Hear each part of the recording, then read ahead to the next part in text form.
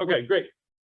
So Dennis gave me a few wonderful prompts and I am reasonably good at following directions. But before I get started, what I want to share with everybody is just a little bit of background for myself. So unlike some of the other people who probably come and speak to you, I'm relatively new at Furman. I've been at Furman for all of 1 year and about 5 weeks, 7 weeks, 8 weeks. I'm a tenor, we don't do math. But a little over a year. So I am still learning many things about Furman, but after my first year and having seen one academic year through, I feel like I have a much better grasp than I did, but I am still continuing to learn because just like you're lifelong learners, so are all of us on the faculty. So I came here after 15 years at Baylor University, where I started out as an assistant professor of voice. And by the time I left, I was an associate dean in the School of Music, who was responsible for most of the undergraduate components of that academic unit. So one of the reasons why I came here, so when you're an associate dean, one of the things that happens is everyone assumes that you want to be a dean or a chair or, move up into the executive, the leadership position. And so you start getting all sorts of inquiries about these things. I have several sitting in my inbox that I'm ignoring right now. So you have to formulate in your own mind, what are the things that might lead me to explore one of these opportunities? And one of them was, you have to go to a place where there will be good music within the program because you have to go to all of the concerts. And I had no interest in sitting through a bunch of bad concerts just to be in charge of something. And so when Furman came, I knew it had such a long tradition of excellence. I knew it was undergraduate focused, which even though Baylor has graduate programs in music, it's still primarily an undergraduate institution. We care a lot about teaching in both places. So there was just a lot of similarity there. And so I was delighted to explore the possibility and then end up here. So today, what I'm really here to do is talk to you about the department and how it fits into Furman. And so I will cover these topics today. I'm giving you a brief overview, right? Music's place in a liberal arts education, because as you know, Furman is a liberal arts institution. What music students study here at Furman. Tell you a little bit about our alumni. Talk to you about the things you can attend and how you can find out about them. And then I realized by labeling this a student demonstration, that makes it sound like there might be a protest of some kind. What I really mean is a demonstration of student work. Right. So let's start with this idea of music in a liberal arts setting. So there are traditional, and I don't know enough about your backgrounds to know where I'm covering well-trodden ground, but there are traditionally 4 groups of subjects that form the liberal arts. Natural sciences, or as they're described in policy manuals at Furman, just sciences. Social sciences, the arts, which is where music fits, and the humanities. So one of the things, and this actually is, I will refer back to this when I get your questions later, a liberal arts education, at least in the United States over the last 25 to 30 years, is often framed as being in opposition with vocational training. So this was one of the things that was peculiar and maybe a position of tension at a place like Baylor, which had professional schools, education, social work, business, engineering, and computer science, but then also had a College of Arts and Sciences, which housed all of these liberal arts, except for music, which was a separate academic unit. And the idea was in the schools, we're training people to do a thing. We're preparing them for a vocation, building bridges, building computers, learning how to be a nurse or a teacher. And then when we studied things like history, that was a liberal art. So they're seen as being in opposition. But really in the classical European model, it was better understood as the liberal arts were what you did beyond vocational training. So I'll give you a very lengthy quote here, which I will read out loud, just in case the print's too small. But there are undeniably certain kinds of knowledge that must be of a general nature, and more importantly, a certain cultivation of the mind and character that nobody can afford to be without. People obviously cannot be good craft workers, merchants, soldiers, or businessmen unless, regardless of their occupation, they're good, upstanding, and, according to their condition, well-informed human beings and citizens. If this basis is laid through schooling, vocational skills are easily acquired later on, and a person is always free to move from one occupation to another, as so often happens in life. So this is translated from German, because Wilhelm von Humboldt was a Prussian philosopher whose thoughts about education and liberal education were really the model that a lot of American universities are built on. So the idea wasn't that it's liberal arts or vocational training. It was liberal arts in addition to vocational training. And we'll come back to that in a variety of settings. So at Furman, just like with the 4 liberal arts, we are divided into 4 divisions. The division of art is art, music, and theater arts. But music can intersect with other disciplines quite easily.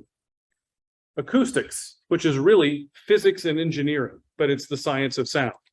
So you may have been in spaces. I remember I worked once in a church where people would say, we can't hear the pastor, we can't hear the pastor. And they would turn up the volume on his microphone and they still couldn't hear the pastor. You could turn it all the way up to where it would nearly make you deaf and they would say, we can't hear the pastor. The issue wasn't of volume, it was of acoustics and the way the room was designed. It created an unintentional echo that made people hard to understand. Vocal pedagogy. So this relies heavily on anatomy and physiology because this is how you teach singing, which is one of the more challenging things to do since you can't see hardly any of the things that a singer is doing. You can't see inside their throat. You can't see what their vocalis muscle is doing. Right? Modern languages and literature. Often the things that we sing or that we perform have connections to literature and often are in other languages. History, right? We can't really understand the context of music history without understanding the broader context of the history it was in. Because people from time to time will probably tell you this little, I'll say euphemism, but really, I mean lie, that music and art aren't political. They're inextricable from the world around them, right? So often things that are happening in music are connected with historical events. And then education, right? We are, one of the things you'll hear me talk about in a minute is we are preparing people to be educators, but their subject area is music. So that's how we fit into Furman. The next question is, how do we not fit into Furman? What are the things that are weird? And I find myself frequently in meetings saying, yes, yes, yes, music is weird. We're different. We don't do it that way. So one of the things is there really is a heavily vocational component to our education.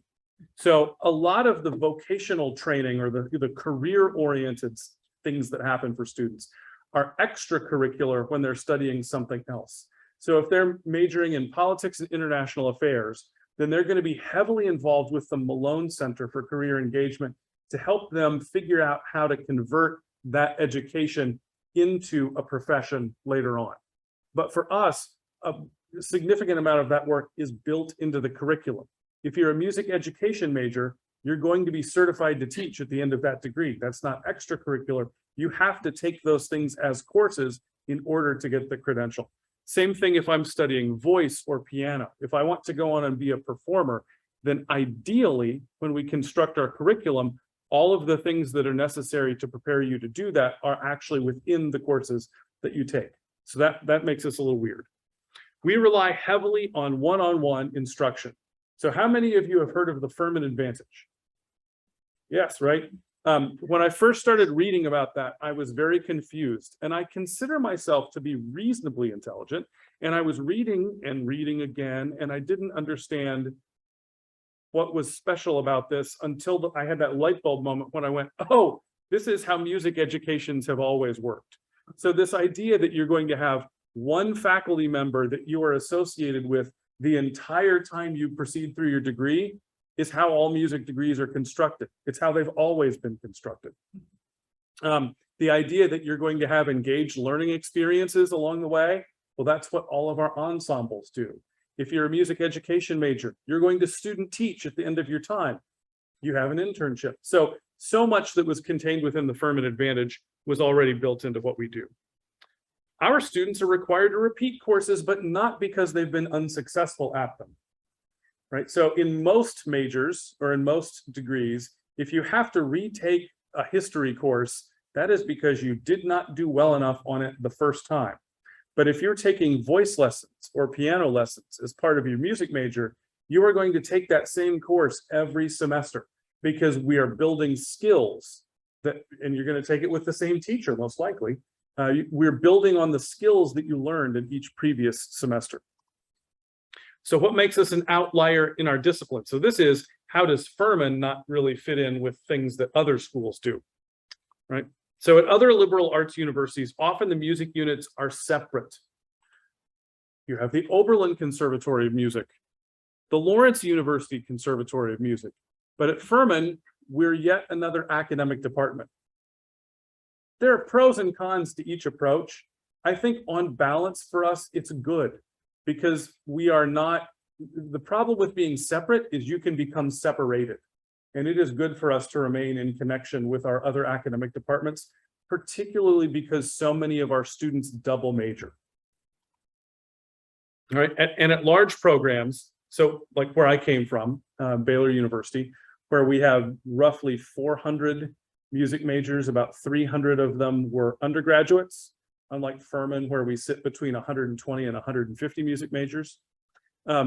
All of the opportunities, or all of the really prominent opportunities, belonged to graduate students or music majors. For example, if you wanted to play in the top wind ensemble at Baylor or at any other large university, if you're a non-music major, good luck. There is an ensemble for you, but it's not going to be the top one. Or if you are studying voice, as I did, when I went to the University of Cincinnati College Conservatory of Music, it's the longest school name around because 3 schools merged. We would do 5 operas in a year. I was there for 5 years. So with my tenor math, that's 25 operas. And if you say that there's between 4 and 6 leading roles in each opera, then you're looking at between 100 and 150 potential roles over the course of that time. Guess how many undergraduate students I ever saw sing a role? 1, right? So that's not how it works for us here at Furman. All of our roles are sung by undergraduates because that's all we have. What that means is when they apply for graduate schools and graduate schools are looking at their resumes, they have a tremendous amount more stage time and experience than often the students who might be applying to stay in graduate study at the same institution. All right, so what does a music education at Furman look like? I've described some of the characteristics of it, but now let's get into the nitty-gritty. We have 2 degrees, a Bachelor of Music and a Bachelor of Arts. The same opportunities exist for students in both degrees. Often our colleagues, unless they are advising that student, will not remember who is in which program.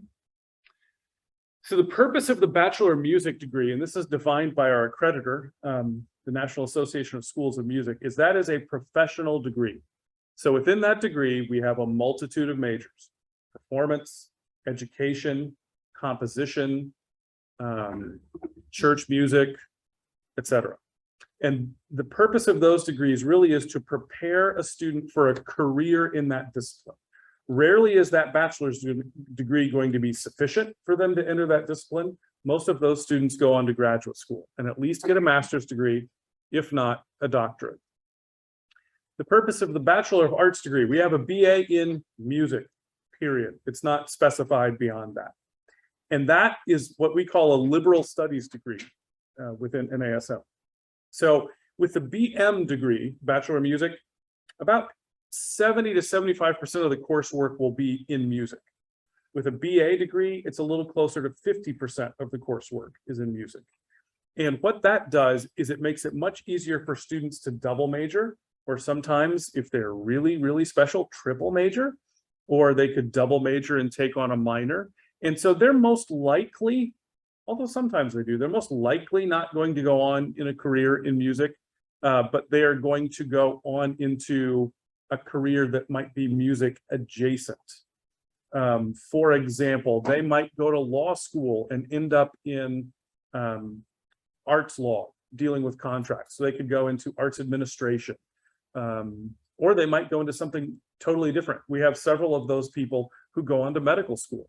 And for them, the music component of their life was hugely important. They wanted it to be what they majored in, but they were taking a lot of bio and chem classes along the way and picking up a pre-med designation, and then they go on and become doctors.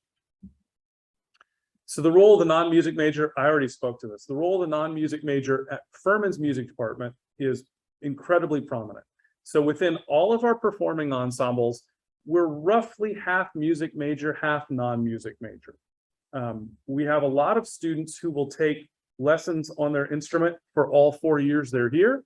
They'll be in an ensemble every year they're here. They're just not taking the theory and history coursework that the majors are taking.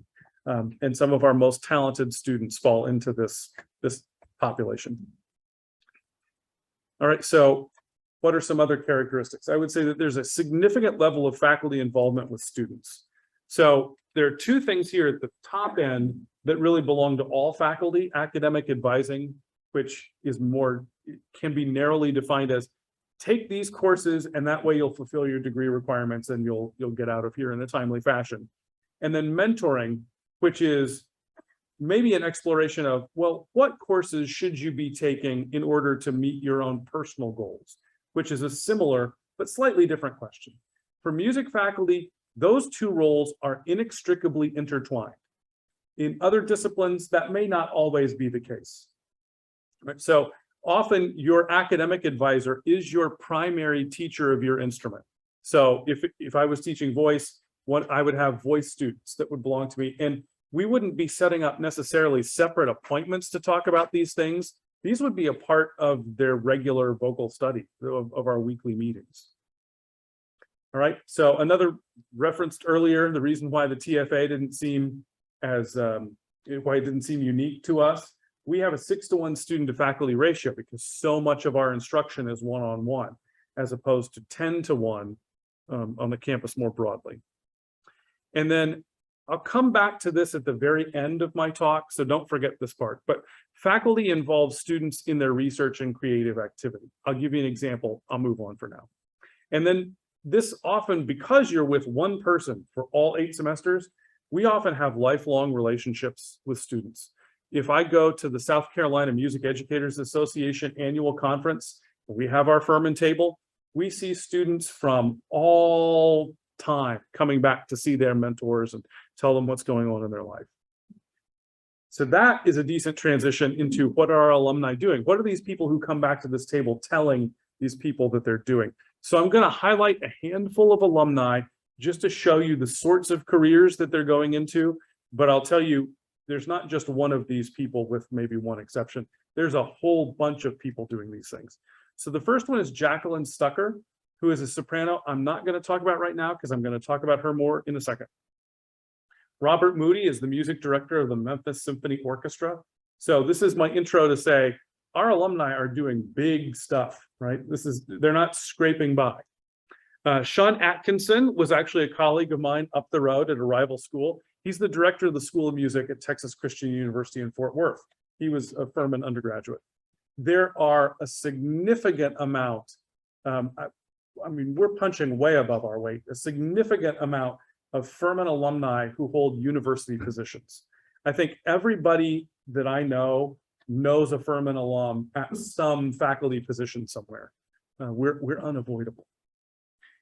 Some of them go on even farther than that. They go beyond music administration and they move into broader university affairs. So Noel Painter is the provost at Stetson University in Deland, Florida. Ashley Parks, this goes back to the BA double major conversation I was having a minute ago. She's the director of development at Arizona Opera. And we have a series of alumni in positions like that with symphonies and orchestras. And then Keith Lockhart is the director of the Boston Pops. That's a name that's probably familiar to many of you, and I'll talk more about him in a second. So let me speak about Jackie. One of the ways that we try to stay engaged with our alumni in particular is we bring them to campus and they're often happy and willing to come, which is another positive sign. So she, even though she is singing, as you'll see here, she has a doctorate from the New England Conservatory. She graduated from the Young Artists program at Covent Garden, which is the opera house in London, the main opera house. She was a finalist in the London Handel Society solo competition, second place prize winner in the inaugural Glyndebourne Opera Cup, and she has an MBA from Suffolk University. So while she was in the UK doing all of that stuff, she decided, why don't I get an MBA too? And she actually works for an arts advisory company while also traveling the world as a professional singer. But we have engaged with Jackie. She actually sought us out for this opportunity, and we were happy to oblige. She now comes back twice a year and does brief residencies working with our students, which is invaluable. You know, I mean, she's saying the same things that we're saying, but it's different when it comes from an outside person, right? This is like how when you talk with your kids and somebody else tells them the same thing you've been telling them forever. It works like that in our world as well. And she has recently moved to Hendersonville, so we hope to have her down more often. So that's on the younger end of our alumni spectrum, right? Going a little farther is Keith Lockhart, who's the director of the Boston Pops, who he succeeded little-known film composer John Williams. He's also the artistic director up the road at the Brevard Music Center. And every time he's back in town, which was just on September 8th, he is happy to come meet with our students. So we hosted him in Daniel Recital Hall and just sat down and had an hour conversation with him about the world as a musician, the career of a musician, what things are changing, what do our students need to be prepared for. And he did this on the day of the concert, was happy to set aside an hour to come talk to our students, right? So things that you can attend, right? So I just mentioned he was here to do a concert. How might I find out about that concert? Well, one thing that you should know is that nearly all of our performances are free. That was a change I instituted when I started, partially because when I started, no one had been able to go to anything for a long time, right? So there are some of our events that have to charge, but the ones that we don't have to, we don't. All the information that you need can be obtained on our website. I'll walk you through that in a second. And if going to the interwebs is not your thing, you can also call that phone number and get all the information you need. So if you go to furman.edu/music and you click on that big, this thing have a trigger to point with, let's see here. Yeah, click on that yellow thing right there. It will take you to a calendar of events. This technology is transformative in my life. If you click that little calendar looking thing there, so if you click this right here, it'll tell you what the concert is, right? Because sometimes the title is enough, sometimes it's not. But then if you click this thing, it will download that into your calendar on your phone or computer. And since I only go where my phone tells me to, this thing is critically important. Right. Also, for those who, for a variety of reasons, are not able to attend live, you can stream most of our concerts. So as has been the case for a couple of years, everything in Daniel Recital Hall, so it's jazz ensemble, student recitals, faculty recitals, guest artist recitals, they're all streamed. We're about to bring McAllister Auditorium online, which will then allow us to stream our band and orchestra concerts. And we're working on Daniel Chapel. That's a little farther out. How do you get that? We stream on YouTube. There's a really practical reason that if you want to know later, come ask me, I'll tell you why we use YouTube. But if you just go to YouTube and search for Furman University Music, you can subscribe to our channel. And that way, every time you go there, you can be taken straight to it and you can find all of our concerts. And if you're really bored, you can go click on this videos and there's tons of past concerts. So this creates for us an automatic archive. So the last thing I'll say is this is the student demonstration, not protest, but an example of their work. I mentioned earlier that our faculty engage with our students in their creative activity. So this is Omar Carmenates. He is our professor of percussion. And as an example of what happens when you give undergraduates opportunity, we have our percussion ensemble going to the Percussive Arts Society in November in Indianapolis, because they have a Percussive Arts Society International Competition, or as they call it, PASIC. So this is the guild of percussionists. And they have a competition every, I think it's 2 years. And you have to submit videos of performances of your percussion ensemble. And ours was one of 3 winners alongside TCU and the Eastman School of Music, right? So they're really fantastic. This is a piece, this is the 3rd movement of a piece that actually Omar and several other percussion professors at other schools combined to commission.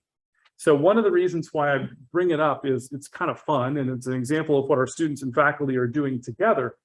But in addition to that, it uses technology that shows how sometimes we overlap with other disciplines quite well. So the way this piece was written is normally when people perform it, as opposed to record it, all of the players have to have an earbud, like an AirPod, one ear, because there's an electronic music component to this that they all have to be able to hear. Because they were doing this just as an isolated recording, they actually played that sound in the space. So what you're going to hear are a group of percussionists with some electroacoustic music in the background. And it will be a real miracle if this actually works.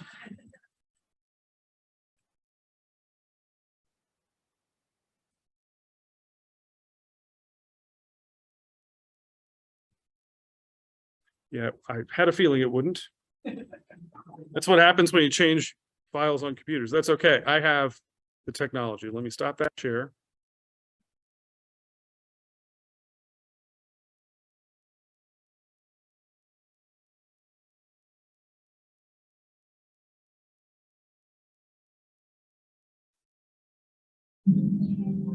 This way you get the ad.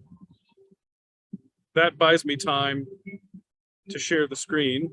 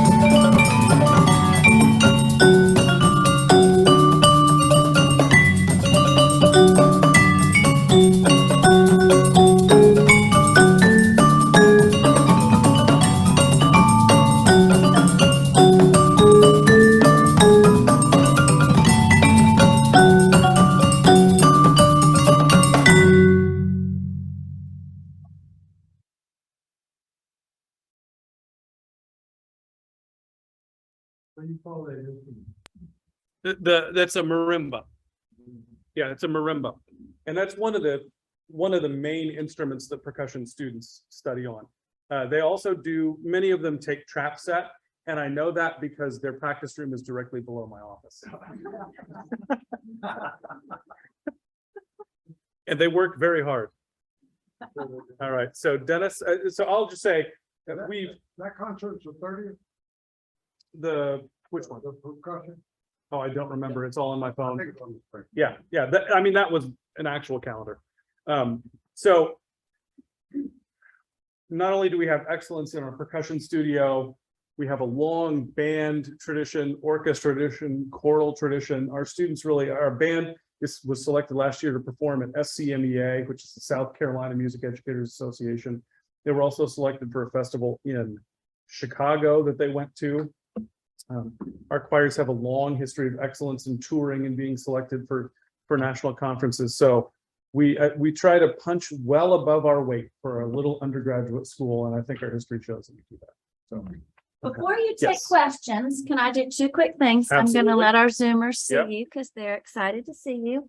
And then if you will repeat the question as you answer it so that the people on Zoom. I can do that. With that, thank you.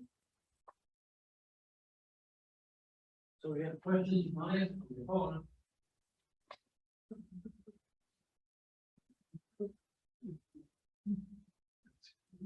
Oh, sorry about that.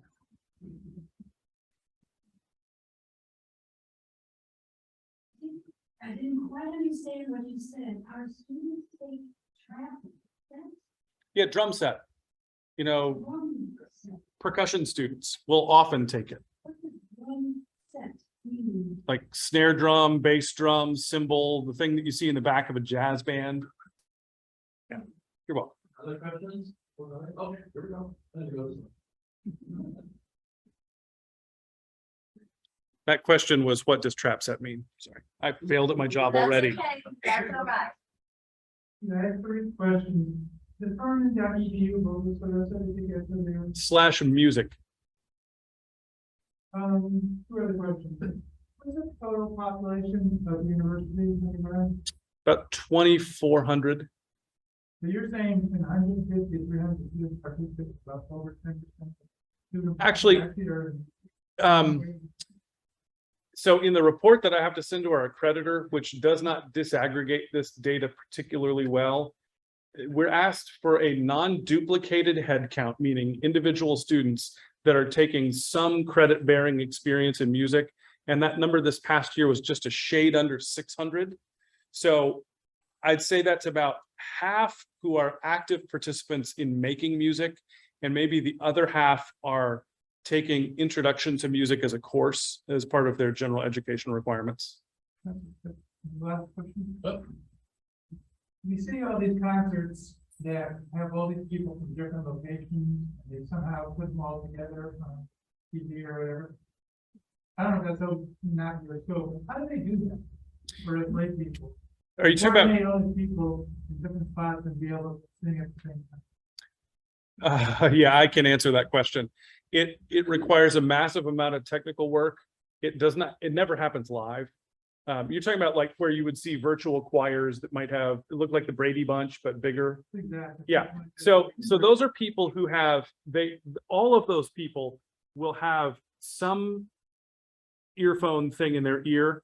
And what they have is a backing track that is clicking time, or maybe playing the accompaniment and clicking time.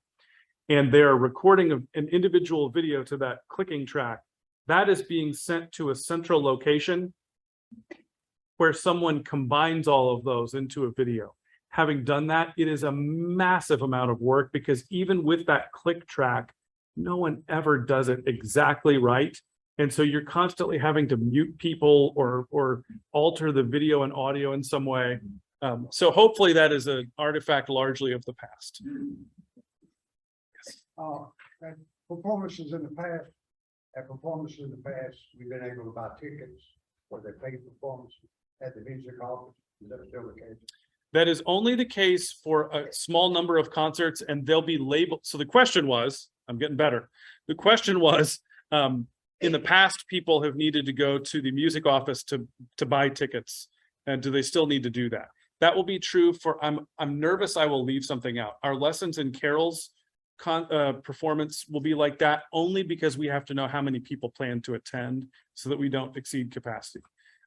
We did not do that for our December oratorio, and we were fine. We didn't exceed McAllister's capacity, but because they're free, we're generally not requiring people to get tickets.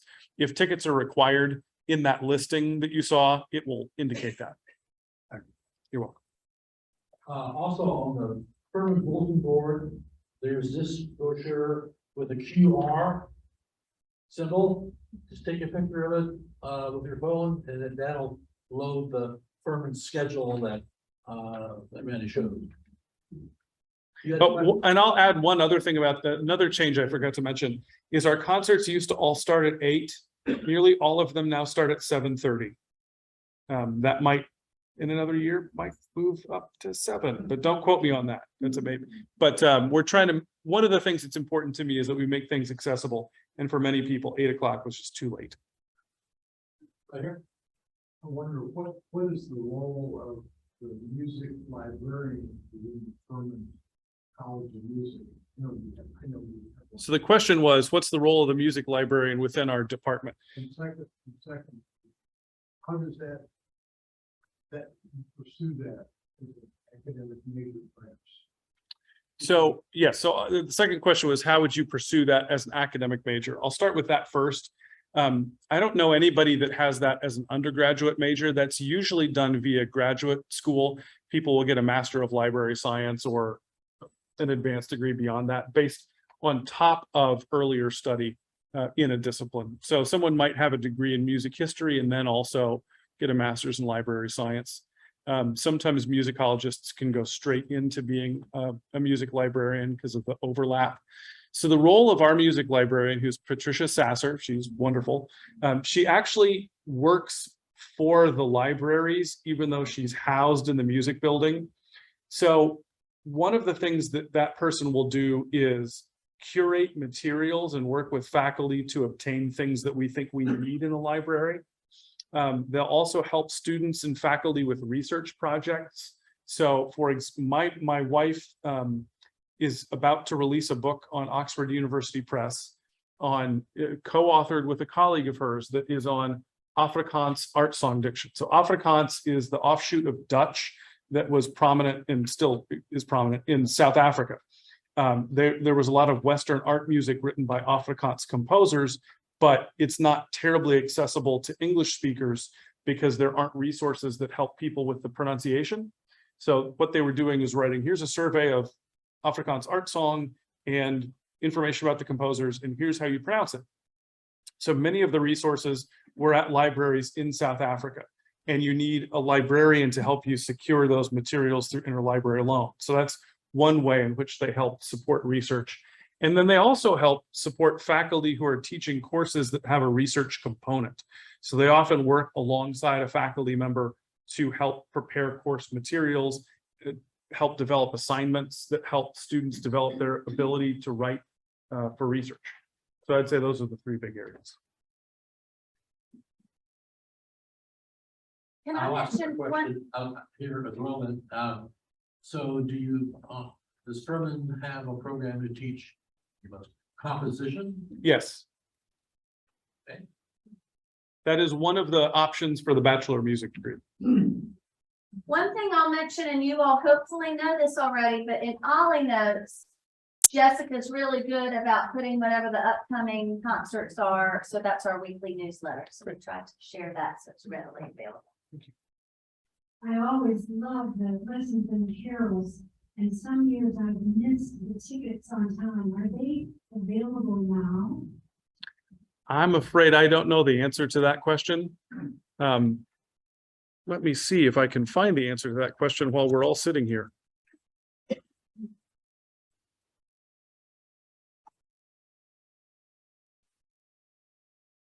The listing is up. So you go online and you can pull up the listing and you'll see there, and it tells you if tickets are available or not on different items.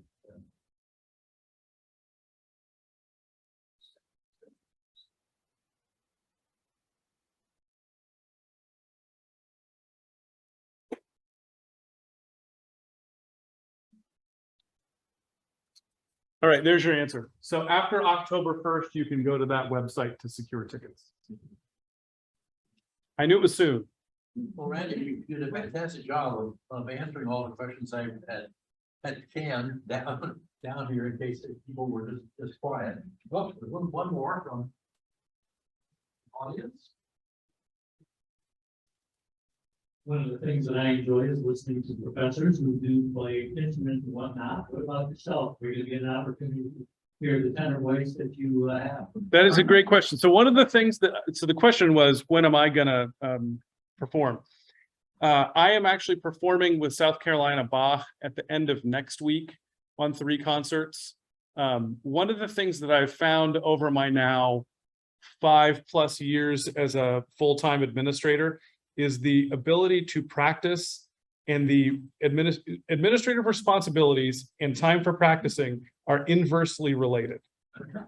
So not as much as I would like. But I am doing a recital in Tennessee in February. Again, it's on my phone. And if that goes reasonably well, then we'll try to do the same thing here. I think you mentioned this sort of, but I stumbled across the Furman YouTube music site, and I saw a master's class Mhm. that was taught by a professional master of concert piano, I guess you could say. And would you want to describe how that works? I was just amazed. Sure. So we had 2 last year. I don't know which one you saw. We had Ava Polgar and Dmitry Rachmaninoff, not Rachmaninoff, very similar, but slightly different. It would be great if we brought Rachmaninoff for a master class, but I think you would have seen that on the news. It was her. Yes. Yes, it was. Okay. So each of our areas frequently will bring in guest artists to come. And it's a little bit like what we do with Jackie. They come and they often say the same things that our faculty have been telling students. Every now and then, though, they will frame it in a different way that then helps students grasp the concept. But really what happens is she came in, she played a recital one night and then taught a class the next day, where students really gather as a group, and each individual student will perform a piece, and then the master teacher or the guest artist will work with that student in that public forum. So that's not just for the benefit of the student who is learning, but often that same information is very valuable for the other students who are sitting at the event. And in fact, it's an easier way for them to learn because they're not the one at risk in front of all of their peers. But we do those things regularly. And you also have a schedule for student performances as well. Yeah, so that calendar that I showed everyone includes student performances as well, student, faculty, and our ensembles. And they're always free. Any last questions? Oh, Randy, thank you. Is there one? Yeah. Randy, thank you so much. One last, when you chose to come here, you didn't tell us why you chose Furman as opposed to, I'm sure you had other things in mind. Is that something you can share or? Sure. So the question was, why did I come to Furman and not some other places? I did a couple of other interviews in the same spring. You have a sense. So I've been on both sides of that equation. I have been on dean search committees and provost search committees, and then I've been, in this case, a candidate. You really get a sense from the search committee and from the people you interact with whether or not that's the right place for you. And then you pray that you read that situation correctly. Just like the people on the search committee hope that the person who shows up in August is the same person that they interviewed in March. So I felt like this place was a great fit. I had known a lot of Furman alumni. I had worked some with a member of the faculty currently, and it seemed like the things that they were saying that they needed aligned with my experiences. And in some of the other places where I was looking, I didn't have that same sense of alignment. For example, one of the places where I interviewed, one of the big things on their horizon was a big building project. There are people that would be great at that. I don't know that that's me. I mean, I could learn, but it's not really how I wanted to spend my time and energy. Here, a lot of the questions were really about hiring new faculty as we go through generational change and people retire. It was about enrollment management and developing curricula. And those were all things that had been part of my previous job. So I felt totally at home doing those things. Well, Randy, thank you very much. Thank you. Thank you. Wonderful.